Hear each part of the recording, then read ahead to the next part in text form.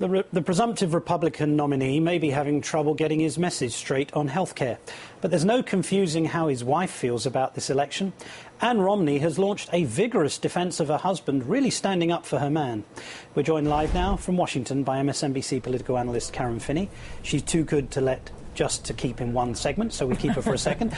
Karen, right now Mitt Romney's taking some flack from his side of the aisle, the Wall Street Journal, Bill Kristol, Rupert Murdoch, but he's still got the full support of at least one person. Take a listen to this, Karen. Early on, we heard what their strategy was. It was kill Romney.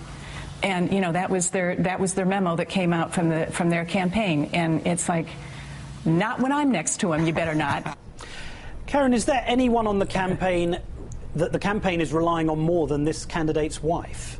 She is a very important asset to Mitt Romney, no question. We've seen that time and again. I mean, he said she's the one who helps him understand women. But in all seriousness, I mean, look, the spouse is someone who gives us an insight into the person that we might not otherwise get. And of course, the man that she sees is different than the person that the rest of us see. But the problem with her comment is, to some degree, it underscores a fundamental problem that he's having on the campaign trail, and that is this idea of, you know, being able to relate to people. And part of the reason that I think you hear President Obama talking about his American story is because people can relate to that. They can relate to being raised by a single mother. They can't necessarily relate, and I mean this in all seriousness, to having offshore accounts and to, you know, being in the 1%.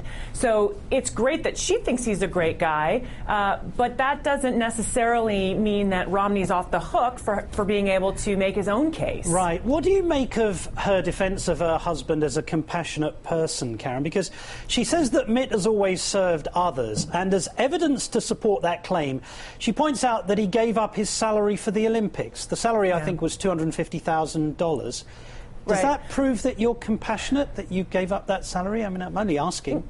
No, of course not. I mean, what would prove as compassion would be to be able to talk about the companies that Bain took over when they endured losses, where he and his investors were able to walk away with plenty of cash in their pockets, but everybody else, you know, the workers in those companies lost everything. What compassion did he show for them? You know, what did he do to try to help those people either get new jobs or make sure that they were going to be okay? I haven't heard anything about that. I mean, to me, that's the kind of compassion I'm looking for. You know, Martin, the one other thing I just want to mention is I want to correct Mrs. Romney, because remember that when this story first came out about that memo of, you know, kill Romney, David Axelrod himself made it very clear nobody within the campaign used that kind of language, and that if anybody had, they would be fired. So if we're going to play the tit for tat of, you know, what people aligned with our campaign say, let's not forget that on the right, they were going to use Reverend Right. So.